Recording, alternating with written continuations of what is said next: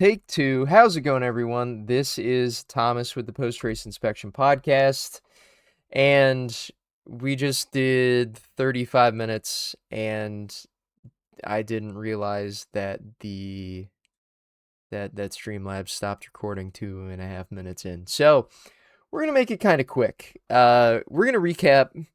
We're gonna recap Atlanta and Coda. I'm here with my buddy Matt, who is, I guess, a NASCAR fan now. I took him to his first ever NASCAR race at Atlanta. We were there for that, and it was one of the best NASCAR races that I've ever seen in my whole life. So I'm glad that you got to share that with me.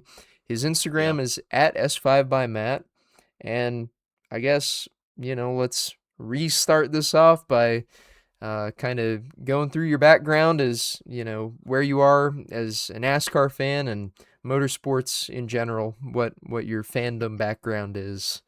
So, cool, man. Second time's the charm.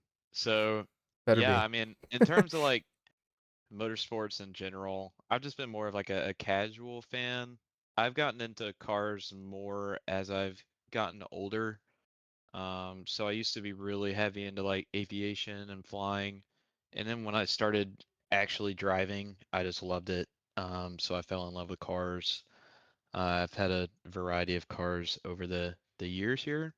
But in terms of motorsport, I've been a pretty casual F1 fan. Um, so I've had a good time watching that. But I mean, after this NASCAR race, man, I'm really excited to get into this sport. I don't think I've ever felt this way about like a motorsport. So I'm really excited to kind of dive deep into this. Yeah, like I said, we picked a damn good race to go to for your first Yeah, one, for because, sure. I mean, I was, uh, this race at Atlanta is the 20th anniversary of like my first race. And out of all Wow. those years, I'm almost 20. I'm a week away from being 25. So, to put that into perspective, this is one of the best races I've seen in my 25 years of living. This might be the best race I've seen in person, aside from maybe a couple. It's top 3 at least. Um, so I guess let's just hop right into it. So there's a reason why Dale Jr. says that Atlanta is the hottest ticket on the calendar. Atlanta, ever since the reconfiguration, which a lot of people were skeptical about, you know, why wouldn't you just repave Atlanta and let it, let the asphalt deteriorate for another 25 years like you did originally? It was good racing. Yeah, but it was kind of boring as shit on TV because, you can't, with the TV broadcast, you are led by the camera shots and whatever they're able to capture live. So, it was good racing at the track with the old configuration, but you're not able to look wherever you want when you're watching the TV broadcast. With this new Atlanta configuration, i- it's completely changed to where this is better than Daytona or Talladega because you have the tight, close quarters pack racing. It's on a tighter track, so handling matters more, which at, Daytona and Talladega, ever since their reconfigurations, they are so smooth and so well groomed that the turns are so broad that handling doesn't even matter. At Atlanta, it does. Um, and not only that, because of all those factors combine into a delicious little soup, um, you're able to get passes for the lead under green. This was like, I've never had this happen before, but I barely looked at my phone at all during the race. I went to the bathroom once and it was during the red flag. I've never been so glued to the racing on the track. And, you know, your first NASCAR experience, it Yeah. yeah, I'm so glad that this was the starting point. I'm so glad we didn't get a stinker of a race. Yeah, me too. I mean, after like the first stage, it was super clean racing it looked like. So I was just kind of like, oh, okay, cool. But things definitely started to get heated further into the race. I Yeah. really enjoyed that. Um, I had a great time watching all the racers and all the different like. I mean, you had people like Carson Hocevar who's super far in the back. I'm pretty sure Reddick was pretty far in the back at one point. It was just really great to see, racing like that where they pull so hard to get back in the lead. And then, with Reddick, he actually ended up winning the race. So that was really cool to see. Yeah, and he was up there all day. So, obviously Tyler Reddick makes history. I didn't even mention that at the start of this retake, but Tyler Reddick has made history at this point. Um, wins 3 in a row. Obviously, to win 3 in a row, you got to win 2 in a row. That's what he did here. He was up front with Bubba all day, like top 5, top 10 all day. All day until with 38 laps to go, Hamlin and Logano get together. Reddick gets caught up in his team owner's spin. They make contact and he gets hood damage, front end damage, and then his right front fender completely flies off the car like 30 feet in the air. It's the only thing that we were able to see above the smoke cloud for a little bit was Yeah. it flapping in the air. You'll get a better view of it watching the replay here. There it goes. And, Oh, geez. I thought that his day was done because, some of the best cars were involved in this wreck.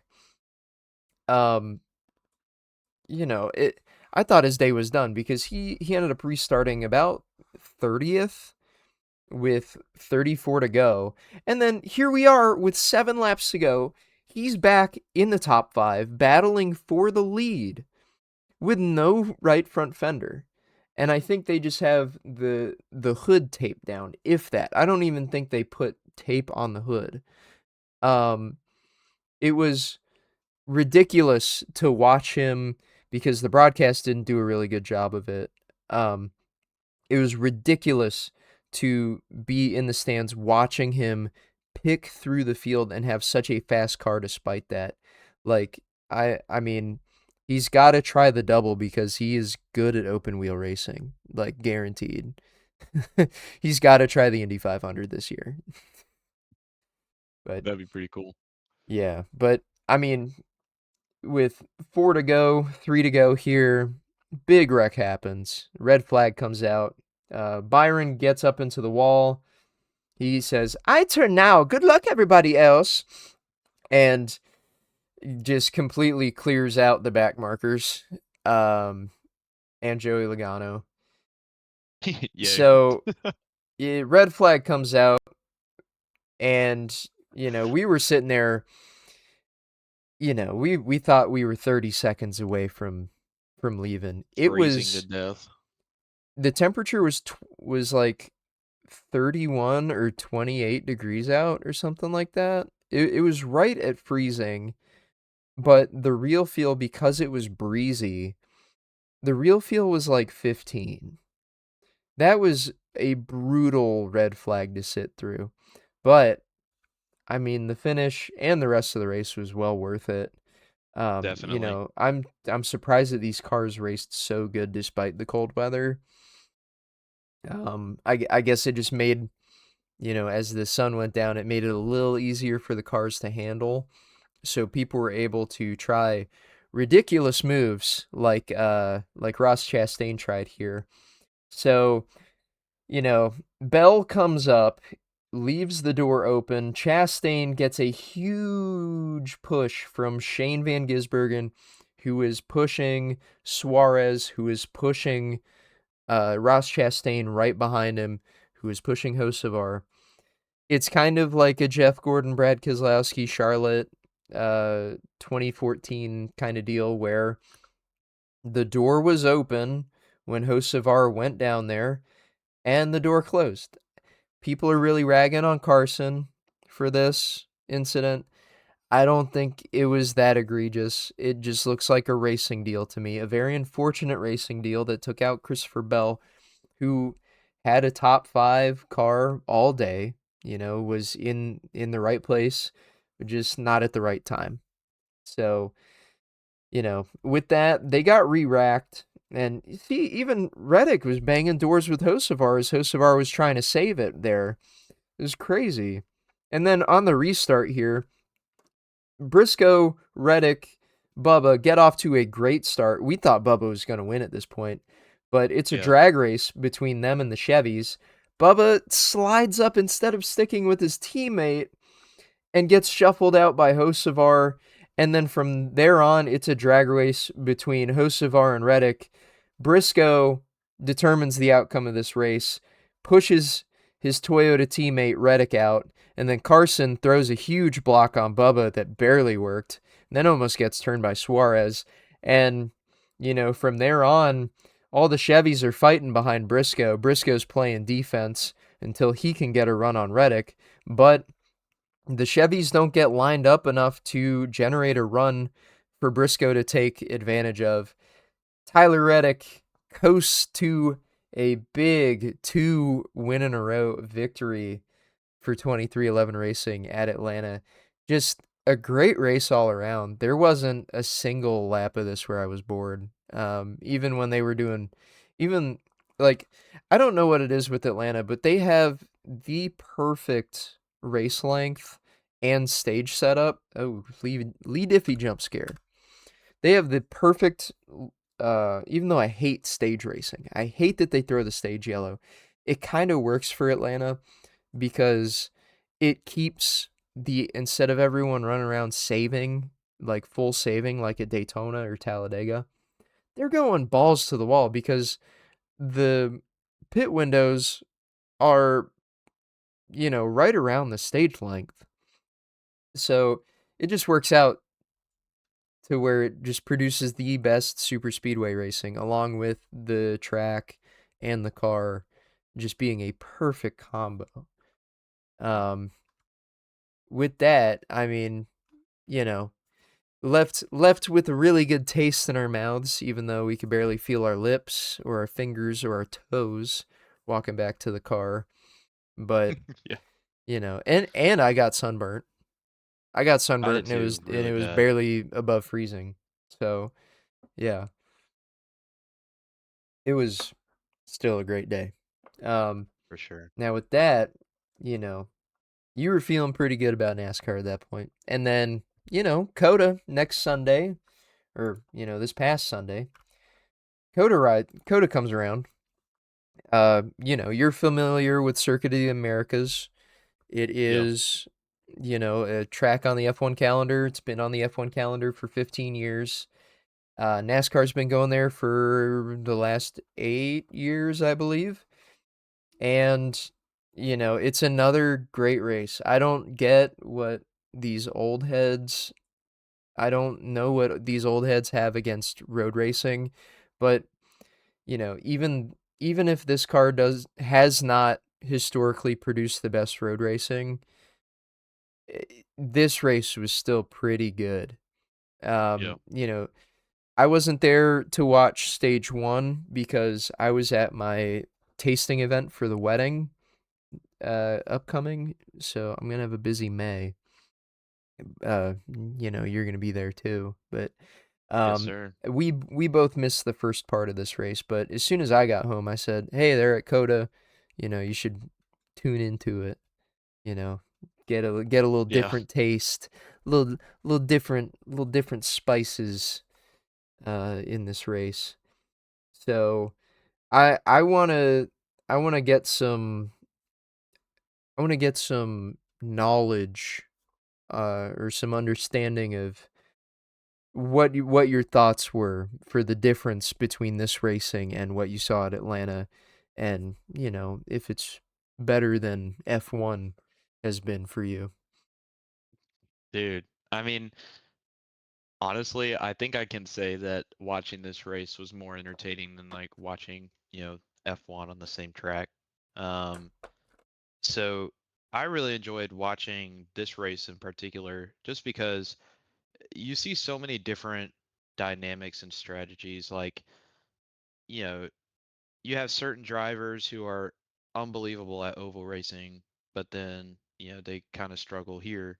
And you have drivers that are the opposite. And I think that's really cool because, you can have a typical style that you're really good at, but then, you can have all these different, flavors of racing all in the Cup Series. Yeah. So I had a really good time watching it. It was really cool seeing the different, driver strategies around the track, seeing the different individual duels, like right now what we're seeing with Briscoe and Blaney. I Yeah. had a good time watching Shane Van Gisbergen fight Reddick for the lead. I had a Yep. good time watching Blaney fight Reddick for the lead. I mean, it was so Yeah. fun to watch. Yeah, and I Shane would, had a uncharacteristically bad starting position. yeah, And, my picks to win were, well, first off, comments about the track. So I'm glad that the last couple of years they've raced the short course because the knife edge, the top tip of the track, it yeah, really spread the field out a lot. It made an extra super long braking zone that was more detrimental to the cars than beneficial for the racing. And, this horsepower increase that we see this year, it has made a noticeable difference in how these guys are driving their cars.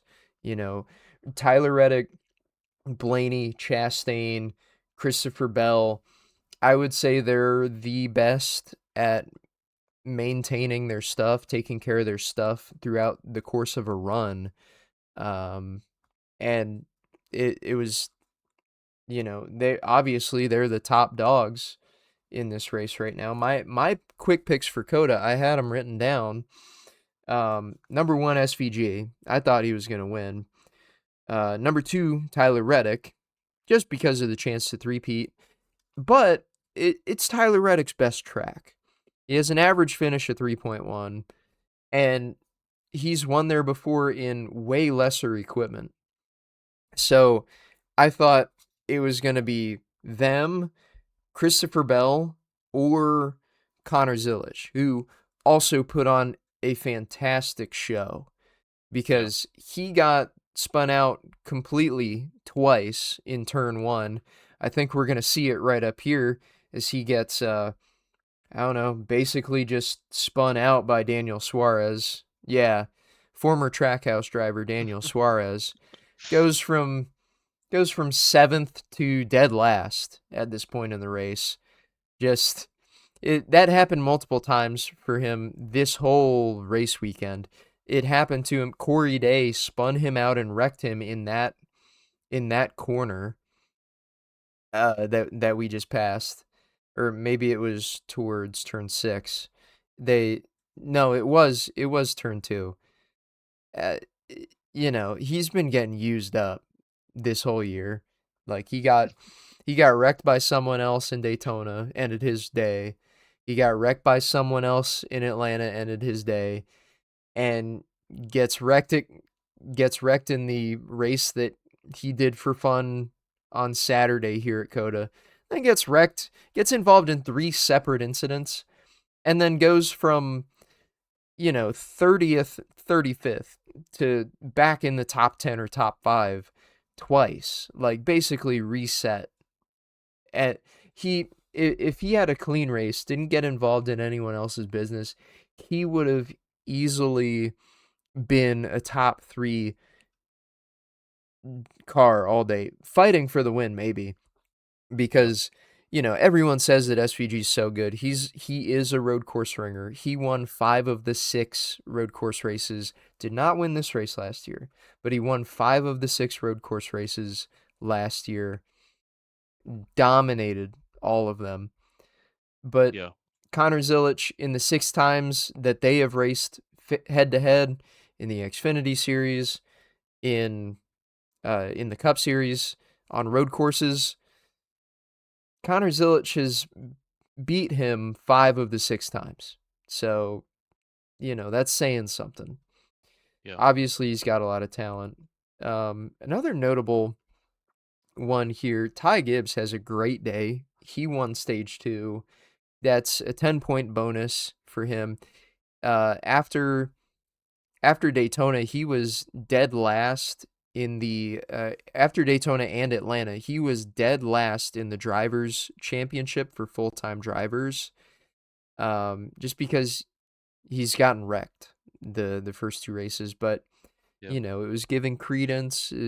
People were getting in his ear, especially with the Chris Gabehart JGR lawsuit. How Chris Gabehart has said that Ty Gibbs, his grandpa owns the business, so he was given a little more leniency. We'll say, allegedly. No, it's been corroborated by many other people that he was definitely the benefactor of favoritism and nepotism Yeah. in the company. So, but he goes out there, has a great day, gains 17 spots. I believe he's 18th in the points now. Or yeah, I believe he's 18th in points now, from dead last in points. So, there's something. Hopefully he can get a good run of races going out of this. Still has yet to get his first win after 3 years of being in the Cup Series, after being so highly touted as a talent. But I guess, this is where it was heating up. Stage three, Reddick was getting hounded this whole last stage by Yeah. Blaney and Shane. Two separate occasions. They were both on a very aggressive attack, and Reddick, which Shane commended him after the race for his defense. Reddick did a damn good job at both defending the attacks and saving his stuff, because and Shane and Blaney both used up their stuff too much, and it allowed Reddick to just cruise on to win. Yeah. Um, but I mean, people said that this was a boring ass race. I I didn't see that. I rated this race uh like a solid 6.5 out of 10. Yeah. Yeah, only because the first two stages were kind of boring. The last stage was pretty good, especially for a road course in these cars. So, Yeah, it was a hell of a race. I really enjoyed watching it. It was really cool to see Reddick fighting all these people. You know, you see Shane pushing, staying within a second for, a good bit of laps. And then eventually you just start to see, he's losing his grip. I mean, he said that in his car, and said that he couldn't keep up with Reddick anymore. It was really cool to see that, and just see the different driving strategies where they're pushing as hard as he can, and Reddick's having to defend while also keeping his car intact. Yeah, that was yeah. really cool to see. Yeah, and they were battling out of the pits. They came out of the pits side by side, and then Ross Chastain, a lap after pitting, he loses a wheel and ends up in the sand trap. Obviously, the race is kind of flipped on its head, because now instead of having to defend from just Blaney, Reddick is going to have to defend against 6 rows of cars that are coming into the first corner. And, one thing that I didn't mention the first time around, but uh, Alex Bowman was feeling really sick. I don't know what his exact ailment was. I guess it was a stomach bug, but Myatt Snyder, just so, he's a pit race reporter, um, just happened to have his suit and his helmet at the track. So he got tapped to fill in for Bowman there, just to cruise home and get some points. But here's the second incident where Zilich gets wrecked. He was fourth, and ends up getting out of with 17 laps to go, and ends up fighting his way back from like 34th or something like that, and ends up with almost a top five, or a top 10, which was ridiculous to see. Um, Yeah, he ended up 14th. yeah, yeah. I mean, I'll take that after getting Yeah, that wrecked was twice. really cool. Yeah, it was crazy. Another thing was Brad Keselowski. You see him. in the very edge of the screen right there in that bright green Graza olive oil car. Um, racing with a broken leg. He had Joey Hand, um, you know, veteran, renowned sports car driver Joey Hand, ready to fill in for him, and he would have still gotten the points if Joey Hand went and filled in for him mid race. But Brad toughed it out. He ended up with a top 20. His first top 20 on a road course in 5 years, like 30 races. Just crazy to see. Very, very glad that my boy Brad had a good day. He, he's not been the best road course racer the last 15 years or so, but man, I was glad to see him come home with a decent finish and stay in the top 10 in points. But coming around for the final lap, Hocevar tries to rough up Ty Dillon for like 26th, and Mike Joy reacts like they hit the Pentagon, or like, that the Le Mans 55 disaster just repeated itself on the front stretch with Hocevar. But he got going, and Tyler Reddick cruises to his third win in a row to start off the year. It's the first time anyone's done that. Just unprecedented success, and I'll kind of talk about why, because, most people are joking about it. Some people genuinely believe that they are cheating their asses off with these cars. Um, I don't think so, because number one, like I said, this is Tyler Reddick's best track by far. He won the pole. He was going to be a favorite. He's won like 3 poles here. Like, there's no way that you couldn't count him out as a realistic winner. Daytona, it's more luck than anything. It's more random. Like, you got to be in the right place, right time. You have to like make it to the end first. And I'll pause it right here. I'll pause it right there. And you got to make it to the end for Daytona and Atlanta. But Atlanta, there's a little bit, you're able to position yourself more, um, because handling comes into effect. You're actually able to make passes at Atlanta way easier than Daytona. Daytona, you're just basically forced to push the car in front of you, and you got to have people pull out of line with you if you want to make a pass, if you want to take advantage of a run. You also got to not get caught up in the wreck. Obviously, his move coming out of turn 4 at Daytona absolutely sealed the deal for him. It was a perfect move to make around Chase. He deserved that 500. It wasn't a fluke. The win in Atlanta, kind of the same thing, but like I said, handling comes into effect. And this one, he just had the best car and driver combo throughout the whole day. Yeah. Just masterful defense. Um, you know, I, it's, I mean, how many more wins is he gonna get? Assuming that they're not cheating. I don't think they are, but people were really divided on this race too. I my bantering on Twitter.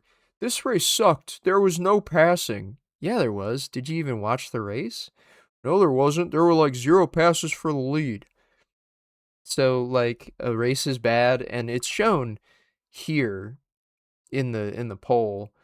I rated it a 6.5, 7 out of 10. It was a good race. Pretty good for a road course with this car. A lot of it has to do with the horsepower increase, making people have to conserve their stuff more, be more careful. Um, you know, it.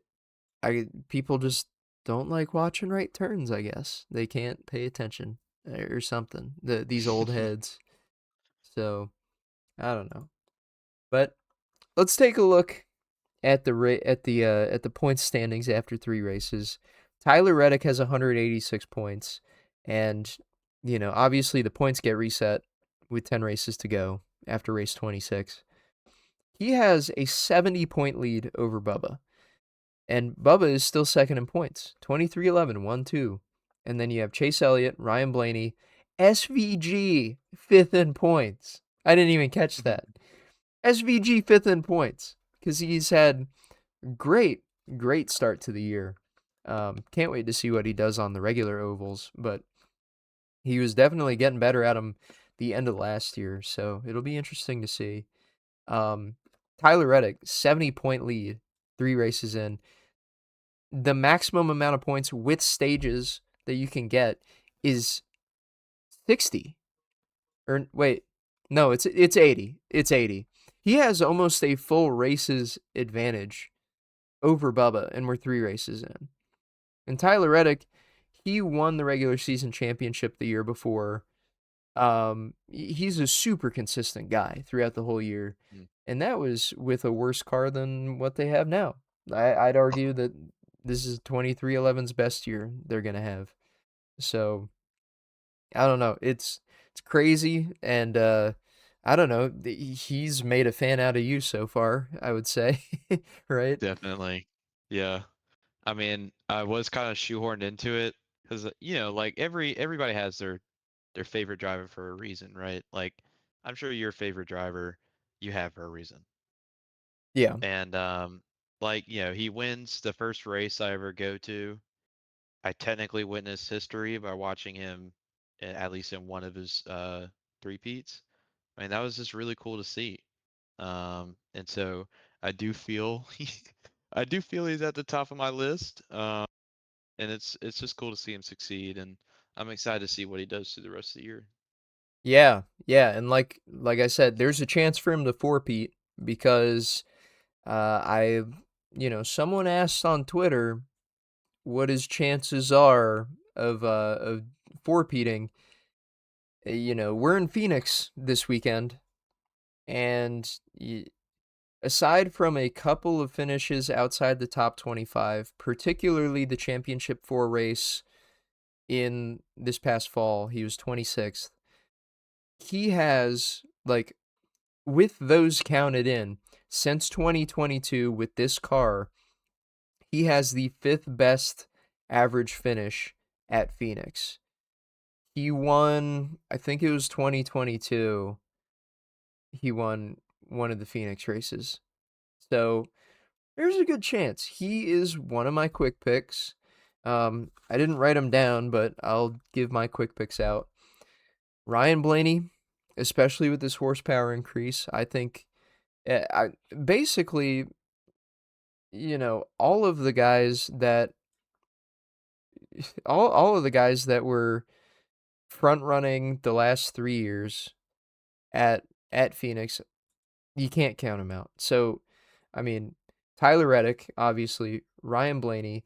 I think Denny Hamlin has a really good shot, and Kyle Larson. I would say those are my four picks because, you know, aside from Bell, I think them plus Bell are top 5 best at managing their equipment, and Chastain.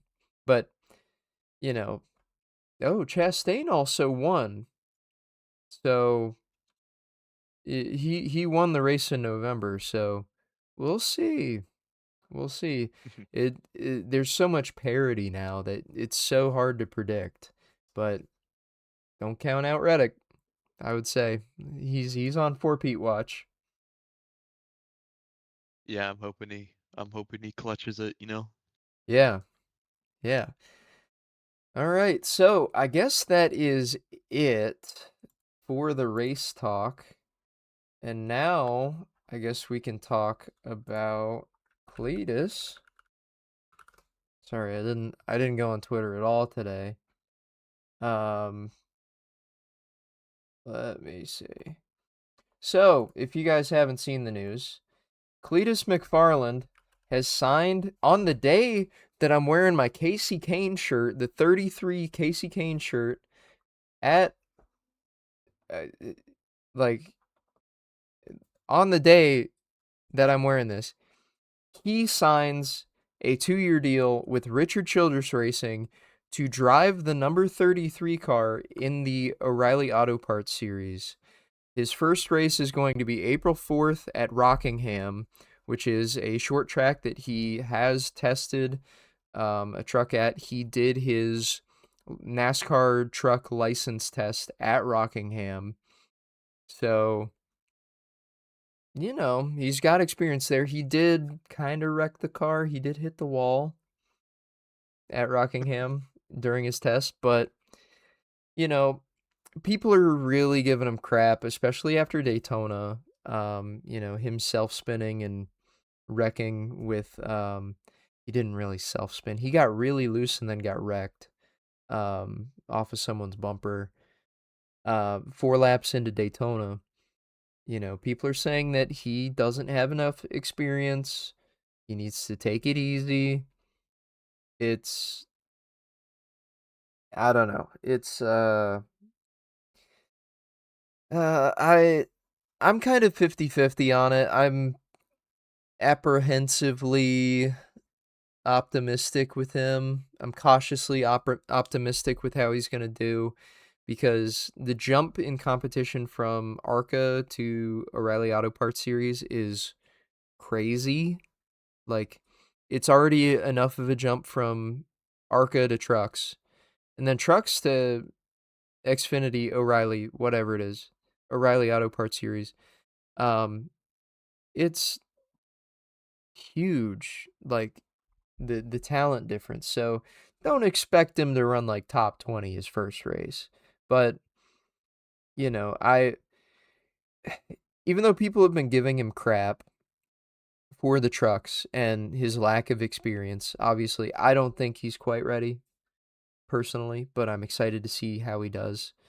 Um because unlike people are comparing him to like Natalie Decker, but unlike Natalie Decker and a lot of young talent like Corey Day and all that, um, Cletus actually, well, Corey Day, he has apologized for incidents this past week, but unlike people like Natalie Decker and other young talent in the sport, Cletus is wise enough to admit when he makes a mistake and actually learns from them.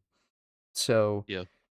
I think he's going to do just fine. I won't expect him to win or anything, but he'll bring a lot of eyes to the race, to whatever race he's in.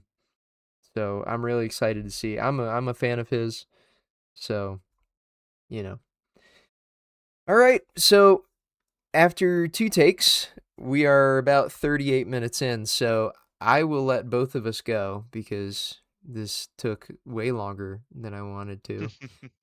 I'll let you get packing. You got to go to Amelia Island. So, Yes, sir. all right. Have fun with that, man. I got to go close a house this weekend. I'm buying a house and starting to move into it this weekend. So, we'll be busy, but I'll be watching the race this weekend at Phoenix. Excited to see what the horsepower increase does at the short oval. All right. This has been an episode of the Post Race Inspection Podcast. This was Thomas, your host. Thanks for watching. Please subscribe and like. It's completely free for you to do. Does nothing but help us out, grow the community. Thank you, Matt, for joining for this hour and a half total of discussion. Yeah, man. Go follow him on Instagram at S5 by Matt. It's on the screen there. And we'll see y'all next time with a post Phoenix recap. Have a good one.